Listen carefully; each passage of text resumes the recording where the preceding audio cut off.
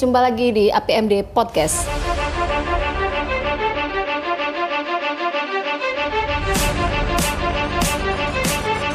Uh, 16 hari anti kekerasan terhadap perempuan, dan ini diperingati orang seluruh dunia ya Mbak ya.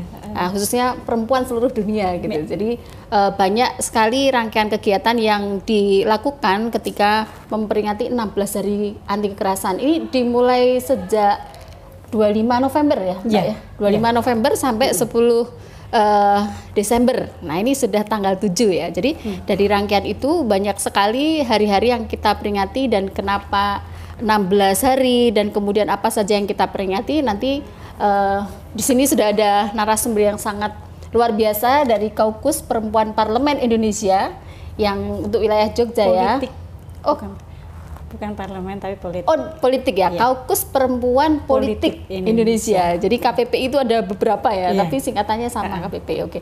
Keperempuan politik, tapi calon parlemen ya. Insya Allah. Tetap ngeyel ini. Calon parlemen. Amin. Amin. Ya. Jadi Kaukus Perempuan Politik Indonesia. Nah, ini kaitannya dengan peringatan Hari Anti Kekerasan terhadap Perempuan. Jadi di sini sudah ada Mbak Harweni. Ya. Nah, ini nanti kita akan berbincang-bincang aja, serius tapi santai kali ya Mbak ya. Nah, ini terkait dengan apa-apa yang kemudian sudah dilakukan KPPI. Ada KPI juga ya Bu ya? Ada KPI, ada KPPI. Ini tapi kita KPPI ya guys ya. Nah, ini jadi KPPI yang akan apa yang sudah dilakukan gitu sejauh ini, dan apa capaian-capaiannya terkait dengan perjuangan terkait dengan penghapusan kekerasan terhadap perempuan yang sudah dilakukan KPPI. Nanti kita akan bincang lebih jauh.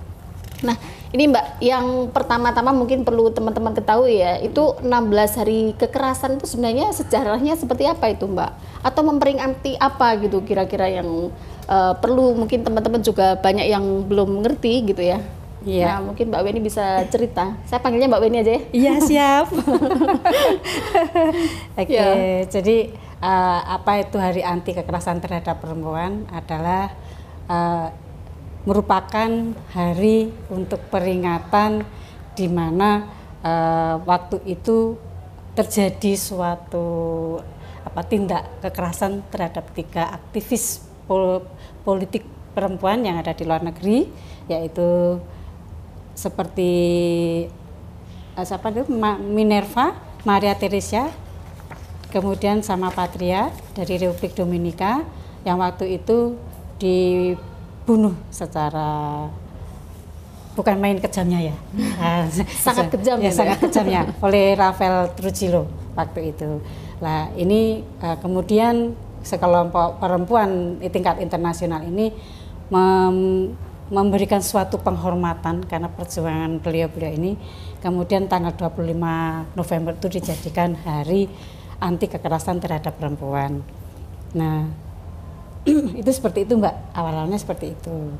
Kemudian ini juga yang dalam Hari Kekerasan Perempuan itu, ini kita juga selama ada peringatan lain yang berhubungan dengan Hari Anti Kekerasan Perempuan itu, di mana kita juga untuk ikut mengkampanyekan agar tidak terjadi kekerasan perempuan selama ini yang terjadi gitu. Di antaranya kita mensosialisasikan di sini ada pada tanggal 25 November itu Hari Internasional Anti Kekerasan Perempuan, kemudian pada tanggal 29 November itu Hari Perempuan Pembela Hak Asasi Manusia. Ini kenapa diperingati? Pertama kali itu tahun 2004 dengan tujuan merayakan aktivisme perempuan dalam membela HAM di seluruh dunia. Ya. Kemudian ada Hari AIDS yang diperingati itu ada 1 Desember. Ini yang dicanangkan dalam pertama kali itu pada waktu konferensi tingkat internasional, Menteri-Menteri Kesehatan tingkat internasional, yang punya tujuan adalah untuk menanggulangi terjadinya AIDS, kemudian menggalang dukungan publik tentang penyebaran masalah isu-isu seputar masalah AIDS gitu. Kemudian selanjutnya ini juga ada tanggal 2 Desember ini Hari Internasional untuk Penghapusan Perbudakan. Ya, ini karena semua perempuan ini terlampau khawatir terlampau banyak sekali perempuan-perempuan menjadi korban dari perbudakan. Maka di sini waktu itu dengan adanya konvensi PBB ini diadopsi dari konvensi PBB mengenai penindasan terhadap orang-orang yang diperdagangkan dan eksploitasi terhadap orang lain. Berarti ini perempuan dan juga laki-laki ya Mbak ya? Berarti iya, okay. Iya. Ini pada waktu tahun 1949. Kemudian pada tanggal 3 Desember ini merupakan Hari Internasional bagi penyandang disabilitas. Ya. Kenapa hari ini dicanangkan oleh WHO ya ini dari PBB ya, di tahun 82 ini untuk meningkatkan pemahaman publik akan masalah isu-isu mengenai disabilitas. Karena selama ini kan juga disabilitas dianggap orang yang tidak mampu ya. Jadi ini agar mereka mengetahui bahwa disabilitas itu mempunyai juga kelebihan yang kita tidak tahu dan perlu kita kita akomodir lah, kita timbulkan agar para disabilitas ini punya rasa kepercayaan diri, juga bisa mandiri seperti itu. Yang pasti kan ini ya, kita semua kan punya potensi untuk menjadi disable gitu. Kita semua being old gitu ya. Jadi kita semua akan menjadi tua dan mungkin kemampuannya juga akan berkurang tambah karena usia begitu ya. Jadi semua orang berpotensi untuk menjadi difabel. Jadi ini menjadi penting ya teman-teman ya. Iya betul. Nah, selanjutnya ini pada tanggal 5 Desember juga ada Hari Internasional bagi seluruh sukarelawan. Ya, sukarelawan tentu masyarakat teman-teman juga tahu ya seperti apa, karena banyak sekali tenaga-tenaga teman-teman yang menjadi sukarelawan dalam membantu segala bidang. Terutama ini yang dicanangkan itu untuk membantu sukarelawan yang di bidang HAM ya, untuk hak asasi manusia seperti itu. Kemudian tanggal 6 Desember ini juga Hari Tidak Ada Toleransi Kekerasan Terhadap Perempuan. Nah, ini kenapa diperingati? Ini untuk memperingati terjadinya pembunuhan massal di Universitas Kanada. Karena waktu itu menewaskan 14 mahasiswi dan melukai 13 mahasiswi karena mereka menggunakan senapan yang luar biasa kejamnya ya. 14 korbannya gitu, yang 13 mahasiswa, mahasiswi mahasiswi gitu ya? semuanya mahasiswi 14 juga meninggal, yang mahasiswi ini meninggal 14, yang 13 ini terluka lah gitulah. Itu mahasiswa-mahasiswa yang di Kanada. Itu mereka menembaknya pakai kaliber 223 loh, Pak. Pembunuhan yang kejam. Aduh, iya. Masalahnya apa sampai seperti itu? Kok nggak ada peri kemanusiaan sama sekali. Kemudian tanggal 9 Desember ini ada Hari Pembela Hak Asasi Manusia Sedunia, dan tanggal 10 Desember merupakan Hari Hak Asasi Manusia Internasional. Begitu Mbak sementara. Iya. Ini sendiri tentang kekerasan terhadap perempuan sendiri ya, kan kaitannya juga dengan Hari Anti Kekerasan Terhadap Perempuan gitu ya. Nah, ini yang termasuk dalam kekerasan terhadap perempuan sendiri itu apa saja sih Mbak itu? Kalau yang sering kita dengar itu kan ada KBG gitu loh, kekerasan berbasis gender gitu. Nah, ini ada kekerasan terhadap perempuan sendiri itu sebenarnya lingkupnya itu seperti apa gitu Mbak? Ya, jadi kekerasan, kalau kekerasan terhadap perempuan itu ada kekerasan dari pasangan, kemudian kekerasan dan pelecehan seksual. Pasangan itu apa itu? Pasangan suami istri, pacar bisa. Termasuk pacar guys. Ya. Kemudian ada perdagangan manusia, ya. Kemudian mutilasi alat kelamin perempuan. Nah, ini yang sunat ya, sunat perempuan ya. Kemudian pernikahan anak, karena sekarang kan masih banyak ya terjadi pernikahan dini, misalnya seperti itu. Kenapa ini termasuk kekerasan ya? Karena kita melihat fisiknya aja, anak-anak yang di bawah umur itu kan rahimnya belum kuat, psikisnya juga belum mapan kan gitu. Jadi kan seperti itu Mbak. Ini dari abad berapa ini nggak selesai masalah pernikahan anak itu ya? Karena kalau dulu mungkin dipaksa dinikahin gitu. Nah sekarang mungkin konteksnya berbeda gitu. Ada yang nikah sendiri gitu. Justru karena dia pengen menikah gitu. Karena ini yang, atau kemudian ada pemaksaan karena sesuatu hal, misalnya kalau misalnya masih usia sekolah ada yang hamil duluan, misalnya seperti itu ya Mbak ya. Kasusnya kan banyak ya sekarang. Maka kemudian ada dispensasi nikah. Iya, benar. Iya, baik. Mungkin sebelum lebih lanjut Mbak Weni, mungkin Mbak Weni bisa sedikit cerita tentang KPPI itu. Mungkin kan banyak juga teman-teman yang belum familiar dengan KPPI itu apa begitu ya. Nah, mungkin Mbak Weni bisa menjelaskan sedikit ke teman-teman soal KPPI sendiri itu sebenarnya apa dan mungkin bagaimana kiprahnya gitu. Sebelum kita ngobrol lebih jauh, nah ini mungkin perlu juga disampaikan ke teman-teman. Siap.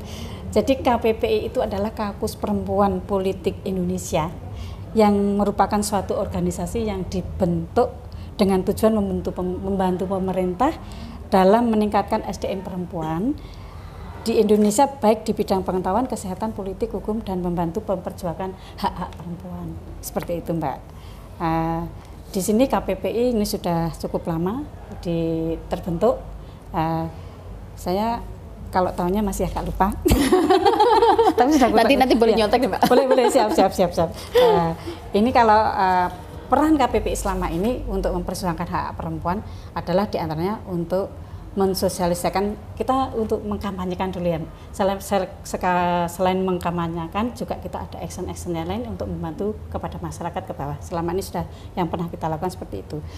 Salah satunya kalau mensosialisasikan yaitu dampak kekerasan terhadap perempuan dan anak, kemudian ada mensosialisasikan tentang AIDS, reproduksi anak perempuan, kemudian mensosialisasikan pentingnya perlindungan hukum bagi perempuan, karena selama ini kenapa perempuan masih takut untuk menghadapi hukum, untuk laporan gitu, kalau terjadi kasus kan masih takut, takut, ada ketakutan seperti itu. Ke kantor polisi aja takut, Mbak. Ya benar.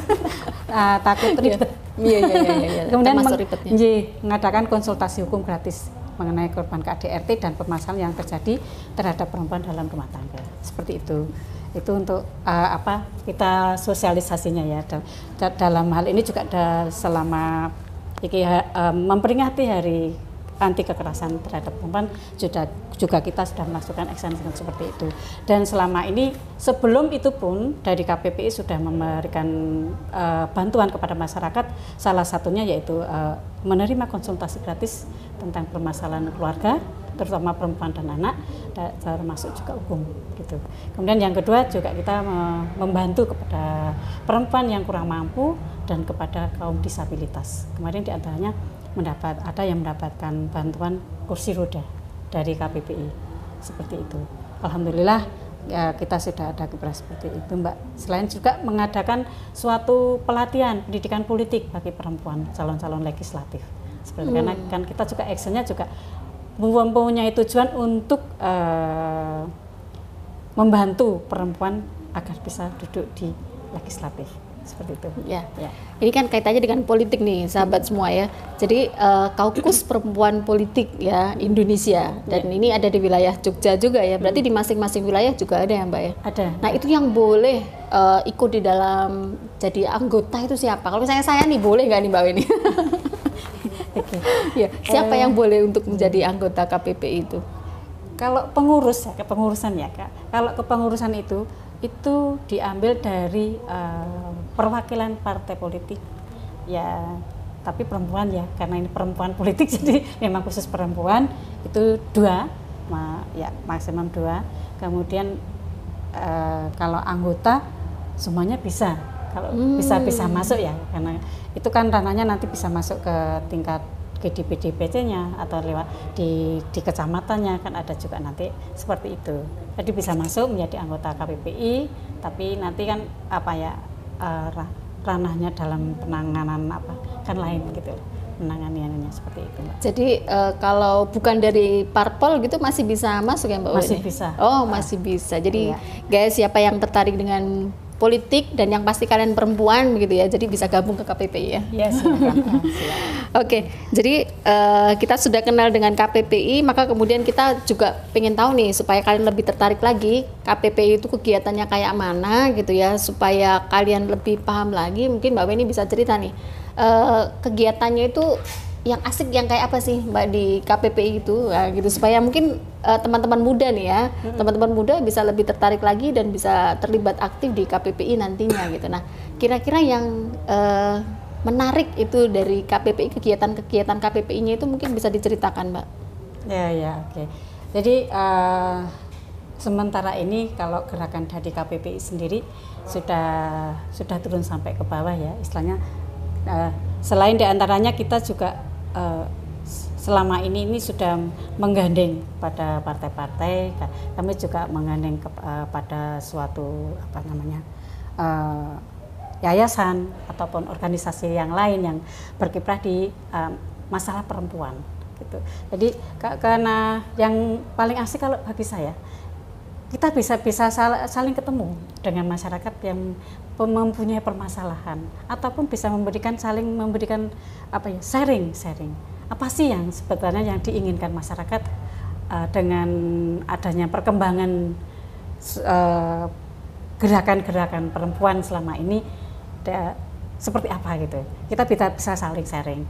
Kalau saya senang seperti itu. Mungkin teman-teman remaja, anak-anak semuanya bisa kita saling sharing, mungkin keinginan anak-anak seperti apa, memberikan masukan seperti apa kepada kita. Nah, kita juga bisa memberikan masukan pada anak-anak seperti apa, nanti kita tindak lanjutnya, nanti kita bersama-sama untuk mengedukasi seperti itu.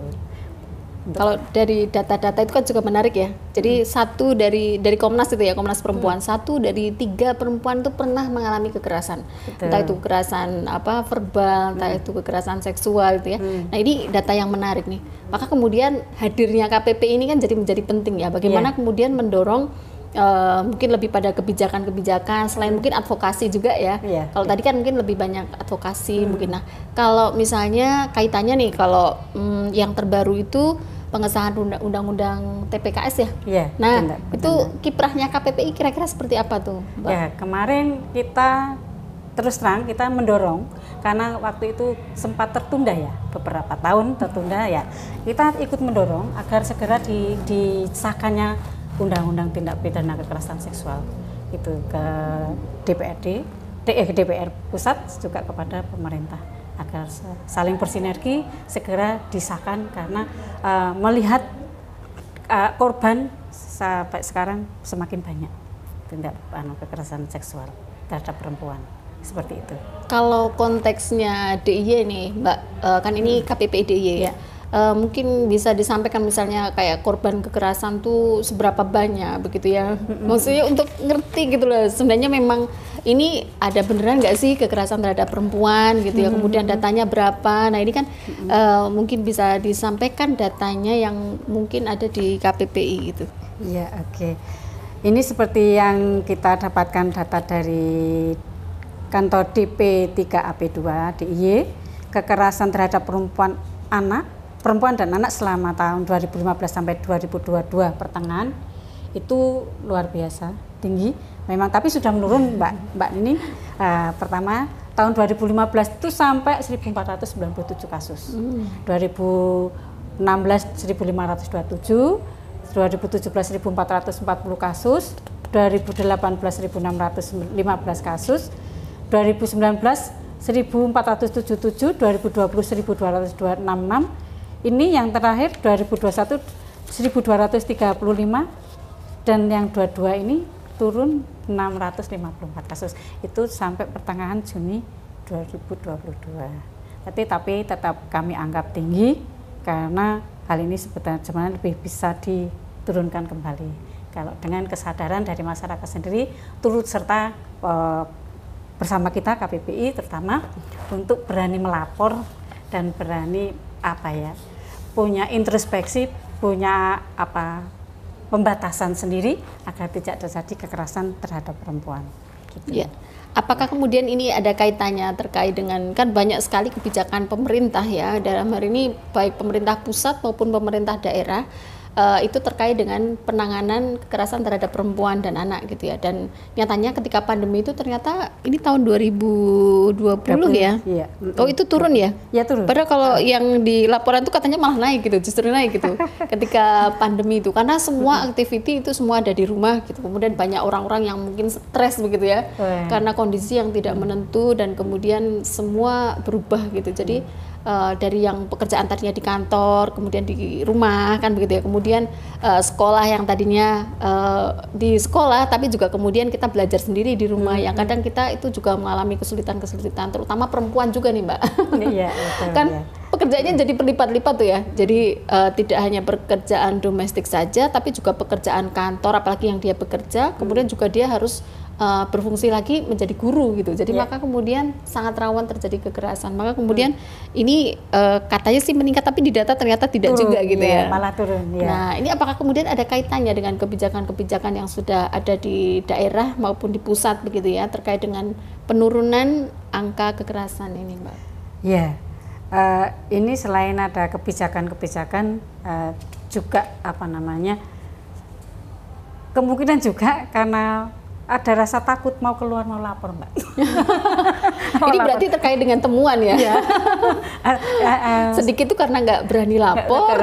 Karena kondisi nggak boleh keluar, mau lapor bagaimana, nanti kan dia juga nggak melapor, juga bisa seperti itu. Tapi kalau berdasarkan adanya undang-undang, itu juga bisa juga. Karena ada rasa takut, karena sudah ada aturan-aturan yang mengatur apa dampak-dampaknya yang akan didapat kalau terjadi kekerasan dalam rumah tangga seperti itu, Mbak. Ya. Kalau seperti apa namanya penanganan terhadap kekerasan terhadap perempuan itu seperti apa sih, Mbak? Misalnya yang kuratif gitu ya, setelah melapor itu terus gimana kira-kira supaya mungkin teman-teman juga nggak pada takut gitu ngelapor gitu ya, waduh nanti urusannya sama hukum, nanti takut, nanti salah ngomong, nanti jadi temuan baru dan lain sebagainya gitu kan. Kita korban tapi bisa jadi lah malah jadi pelaku. Ini kan juga ngeri juga gitu ya, ngeri-ngeri sedap gitu ya. Nah sementara dia sebenarnya korban gitu. Nah itu seperti apa, Mbak? Apakah kemudian ada pendampingan atau semacamnya dari KPPI untuk perempuan yang berani melapor gitu? Kalau selama ini memang belum ada ya yang langsung ada yang laporan langsung mau ke ranah sampai ke ranah hukum, itu belum ada. Cuman kalau pandangan kami, karena saya juga kebetulan menangani lawyer juga ya? menangani kasus-kasus seperti itu, jadi sebetulnya tidak perlu takut kalau mau melapor itu. Kita ada pendampingan kok untuk untuk saksi, untuk ini, untuk pelapor sendiri ada pendampingan, ada lembaga yang bisa mendampingi. Jadi jangan takut. Dan kalau memang butuh lawyer kan nanti di kepolisian juga ada bantuan juga. Ada kalau bantuan tidak, hukumnya juga ya. Ada bantuan yang gratis juga gitu. Kalau memang tidak mampu kan bisa seperti itu. Jadi tidak usah khawatir kalau ada terjadi KDRT, lapor aja gitu. Dan sekarang pun di kelurahan-kelurahan itu juga ada mitra dari kelompok PKK itu jadi suatu kelompok yang menangani, mereka punya tugas untuk menerima aduan-aduan kasus-kasus yang terjadi di dalam rumah tangga. Jadi intinya kenapa dibuat seperti itu, jadi ini ada kebijakan daerah ya yang turun ke bawah sampai ke RT juga, itu agar masyarakat tidak merasa ketakutan. Jadi monggolah cerita dulu pada Pak RT atau pada petugas. Nanti kalau sini nggak bisa, oh bagaimana toh? Nanti kan kita diarahkan. Ada tim tersendiri yang membantu untuk mendampingi mereka yang kena kasus seperti Jadi itu. Ada semacam mungkin unit layanan mungkin unit layanan yang memang itu menangani untuk kekerasan terhadap perempuan dan anak begitu ya. KDRT, terutama kekerasan dalam rumah tangga. Kekerasan dalam KDRT ya berarti kekerasan. Nah ini yang menarik ini teman-teman. Jadi kekerasan di dalam rumah, padahal apakah benar sih kekerasan itu di rumah? Kalau di kantor gimana, Mbak? Atau misalnya di tempat umum misalnya gitu kan, banyak yang terjadi gitu ya di tempat umum. Kemudian tapi apakah memang ada data atau apa yang menunjukkan bahwa kekerasan yang lebih banyak terjadi itu di rumah tangga atau seperti apa itu, Mbak? Ya sebetulnya di luar juga banyak, cuman juga banyak kasus-kasus yang terjadi di luar kan. Tapi itu kan nanti pasalnya masuknya kan beda, bukan KDRT. Karena KDRT adalah kekerasan yang terjadi di dalam rumah tangga. Ya. Nah, orang-orang yang di dalam rumah tangga ini yang perlu kita ketahui, tidak hanya suami istri, tidak ada suami istri anak, ini pembantu juga masuk. Atau saudara yang termasuk di dalam satu rumah itu termasuk kalau terjadi kekerasan terhadap dia, itu termasuk KDRT seperti itu, Mbak. Ya. Jadi tidak hanya yang penghuni rumah, pokoknya semua yang ini ya, yang satu tinggal rumah. Di rumah, di rumah itu berarti masuk kriterianya untuk yang kekerasan dalam rumah tangga gitu. Tapi untuk yang di luar itu maka kemudian masuk jenis kekerasan yang lain gitu ya. Betul. Nah kalau terkait ini Mbak, kekerasan berbasis gender ya. Nah ini kalau di dunia politik kira-kira gimana nih? Kan kalau Kaukus Perempuan Politik Indonesia itu kan kaitannya dengan politik nih ya. Nah banyak teman-teman muda mungkin yang kurang tertarik atau mungkin takut di dunia politik gitu ya. Nah apalagi potensi kekerasan yang terjadi di dunia politik itu juga kita saksikan sendiri begitu ya, entah itu kekerasan ya seperti itulah gitu. Nah tapi terkait dengan kekerasan terhadap perempuan khususnya di dunia politik itu mungkin Mbak Weni bisa cerita gitu ya, kalau supaya nggak pada takut. ya memang tidak secara vulgar kekerasan dilakukan kaum laki terhadap perempuan di dalam dunia politik itu tidak secara vulgar itu. Contohnya aja kalau kita dalam pencalekan aja, nggak usah jauh-jauh dulu ya, dalam pencalekan. Sebentar lagi pencalekan atau sekarang ya sudah masuk ya pencalekan sudah mulai. Ya. Ini Mbak Weni ini nggak daftar nggak? Masih nyalek lagi. Ya, nggak tahu nanti Mbak. Yeah. Ini jadi kalau kita di situ masih banyak istilahnya perempuan itu dianggap kurang mampu dari partai politik sendiri, dan kaum lelaki pun masih menganggap kita perempuan kurang punya power gitu loh. Padahal tidak seperti itu. Kenyataannya kan tidak. Kalau perempuan kan lebih teliti, lebih tegas sebetulnya seperti itu ya. Kalau dan kita berpikirnya tidak hanya sebagai pemakai logika tapi juga sebagai perasaan juga gitu. Kalau perempuan kan seperti itu. Kalau laki-laki kan logika aja. Karena itu salah ya dihantam tapi nggak dilihat penyebabnya apa kan gitu. Ya gitu. Ya. Jadi masih ada seperti itu, misalnya masih ada agak didiskriminasikan yang kemarin. Mudah-mudahan yang sekarang untuk ke depan untuk pencalekan tidak seperti itu. Karena kemarin kami juga dari KPPI sendiri, tadi saya sekalian mau menjelaskan, KPPI pun kemarin melakukan audiens kepada parpol-parpol untuk memohon agar perempuan mendapatkan nomor yang strategis, jangan di nomor 2 kan seperti itu. Sudah ditetapkan ya model pencalonannya besok atau pemilihannya gitu. Undang-undang partai politik pakai yang lama atau mungkin di-update lagi? Belum ada pengupdatean. belum ya. Ini masih pada ribut untuk pilpres dulu ya. Belum. Calonnya siapa gitu ya? Oke. Ya istilahnya kita alhamdulillah waktu audiens ke partai-partai ya, memang belum semuanya, kita baru ke PKB, P3, PDI, P sama 3 atau 4 waktu itu. Mereka welcome terhadap perempuan, jadi mereka menyatakan para ketua pimpinan partai akan menempatkan posisi perempuan di tempat yang strategis dan sekarang tidak memandang lagi yang penting yang jelas perempuan diutamakan seperti itu. Ya semoga aja seperti itu. Iya. Jadi posisi strategis itu bisa jadi nomornya yang strategis begitu ya, atau kemudian daerahnya sendiri yang kemudian jadi strategis gitu. Jadi lumbungnya dia lah ya gitu ya. Betul. Jadi bukan rumahnya di sini tapi ditempatinya di mana begitu yang kemudian orang tidak kenal sama sekali. Betul. Nah, ini yang menarik sekali ya di dunia politik itu, bagaimana sih kebaikan-kebaikan yang bisa kita lakukan ketika kita terlibat di dalam dunia politik begitu ya. Jadi bukan yang menakutkan, tapi sebenarnya asik juga gitu terjun di dunia politik gitu. Bagaimana kemudian mengadvokasi teman-teman yang menjadi korban kekerasan. Kemudian kita juga mengadvokasi untuk bagaimana kebijakan ini mendukung. Jadi kebijakan-kebijakan terkait kekerasan korban itu kan ada sendiri ya Mbak ya. Jadi setelah ditangani, kita dampingi, terus kemudian juga ada juga misalnya untuk pemulihan ekonomi gitu ya. Karena kan biasanya yang kerja laki-laki gitu ya, kemudian begitu cerai terjadi kekerasan, kemudian perceraian, perempuan yang bawa anaknya dan dia tidak punya income source-nya itu nggak ada gitu, jadi nggak kerja gitu, karena kan mau kerja lagi juga kerja apa Mbak Weni, karena sudah terlanjur tua begitu, atau mau memulai karir juga mungkin sudah tidak muda lagi begitu ya. Ini kan menjadi persoalan juga. Nah mungkin Mbak Weni bisa cerita itu apa yang dilakukan KPPI untuk kemudian mendorong program-program yang ada di pemerintah itu juga menemani sampai selesai. Bagaimana kemudian menemani perempuan itu termasuk di bidang politik untuk menjadi mandiri gitu ya. Iya, oke. Jadi gini, kalau memang belum terjadi ya. Tapi kita punya angan-angan gitu, punya angan-angan. Jika terjadi seperti itu, kita akan tetap mendampingi sampai perempuan itu menjadi mandiri, bisa mendapatkan income sendiri, dan kami juga akan mengadakan mungkin pelatihan kewirausahaan gitu ya. Pendidikan kewirausahaan selain pendidikan politik, karena kita juga untuk mendorong perempuan agar mandiri mendapatkan dalam ekonomi. Jadi kita akan mengadakan suatu pendidikan kewirausahaan gitu Mbak, seperti itu. Ya. Jadi saya masih ingat dulu dulu sama Mbak Weni itu sebelumnya kita kan ketemunya di pendidikan politik ya. Ya, bener.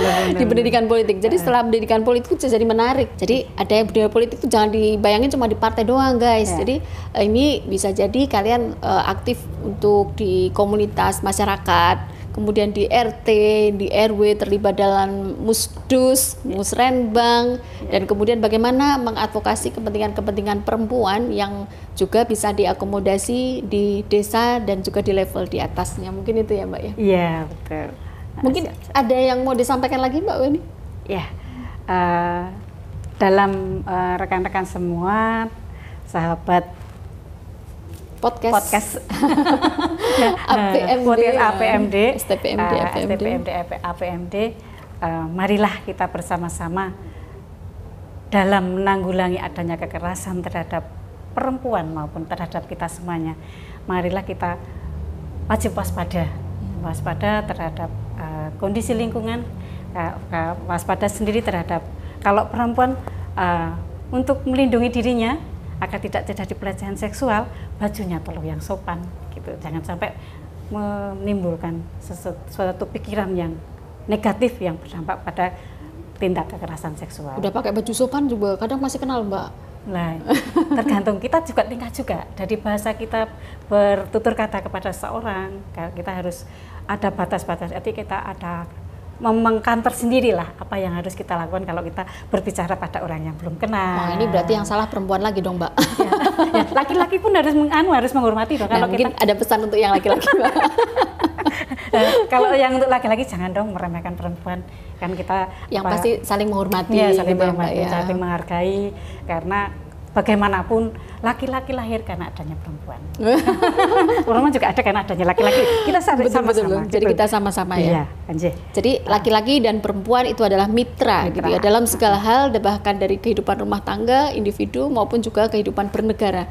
Nah, saya pikir ini bagus untuk kemudian mewujudkan bagaimana dunia tanpa kekerasan, dunia yang ramah terhadap perempuan, kemudian peduli terhadap anak, dan juga ini untuk kesejahteraan kita bersama. Itu mungkin kesejahteraan yang sesungguhnya gitu. Jadi tidak hanya ekonominya saja yang yang diperhatikan, tetapi juga hatinya juga tenang kan begitu.